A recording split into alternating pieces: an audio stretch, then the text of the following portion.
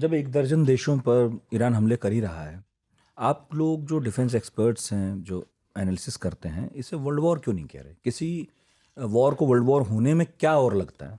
World war को कहने में एक जो है, हमने जो दो वर्ल्ड वॉर्स हमने देखे, first world war, second world war, उसकी जो मल्टी थिएटर एंगेजमेंट होनी चाहिए, मतलब अलायंसेस कॉन्टिनेंट्स में? कॉन्टिनेंट्स में। जी। जैसे कि फर्स्ट वर्ल्ड वॉर में तो प्राइमरली यूरोपियन थिएटर में था, लेकिन सेकेंड वर्ल्ड वॉर जो है पूरे विश्व में, ये एशिया भी शामिल हो गया। एशिया में शामिल हो गया, जी। क्योंकि ये जो एक्सिस पावर्स है, इटली, जर्मनी, जर्मनी जो था यूरोप में था, जापान जो था पूरे एशिया में लड़ रहा था। तो at the same time simultaneously all across the world conflict था। और ये जो अलायंसेस थे, basically it is a war of alliances, that you have the western alliances जो कि यूएसएसआर, यूएसए, यूके, फ्रांस वगैरह, वर्सेस द थ्री एलाइज, ये axis powers जो Italy, Japan, empire of Japan और जर्मन एम्पायर, ये तीनों के खिलाफ। तो फाइनली इट एंडेड इन अभी एक ये रीजनल 1945। वॉर है। ये it is actually a regional war. Iran है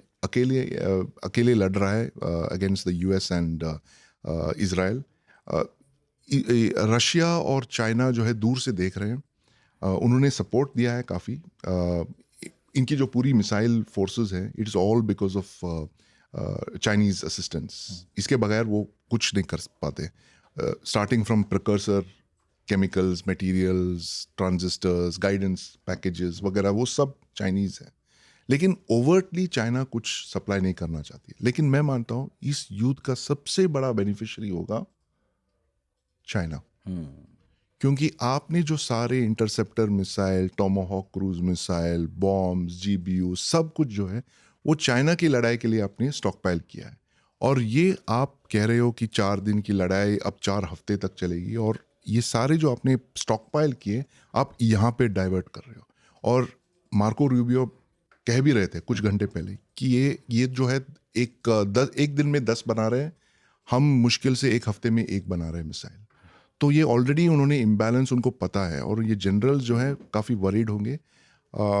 एक मेरा जो, I have no inside information, but my sense is कि one set of generals would have told Trump कि उन्होंने कहा होगा कि सर आप 4 हफ्ते खींच लीजिए, कितने मिसाइल होंगे इनके पास, कितने ड्रोन होंगे, हम तो इतना लगातार बॉम्बिंग करते जाएंगे और इनकी जो है मिसाइलें खत्म हो जाएंगी, एग्जॉस्ट हो जाएंगे और वो खत्म हो जाएंगे और सरेंडर करेंगे वो। नहीं, अब जैसे मेरा एक सवाल ये है कि जैसे क्या ये वॉर बहुत प्रेडिक्टेबल है? हमें मालूम है कि इसमें कौन जीतने वाला है, क्योंकि जब मैं अभी थोड़ी देर बाद आपसे पूछूंगा कि अमेरिका के पास कितने हथियार हैं, ईरान के पास कितने, तो आप आंकड़े बताएंगे और फाइनली हम इस निष्कर्ष पर पहुंचेंगे कि अमेरिका के पास बहुत है।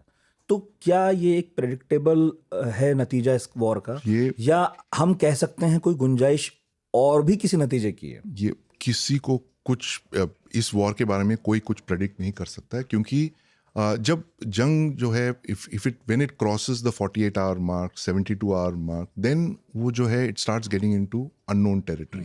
तब किसी को पता नहीं होगा कि क्या होगा, because finally at the end of the day जो है it is the human factor. और एक तरह की एक अनप्रेडिक्टेबली आ जाती है। You don't know how people react.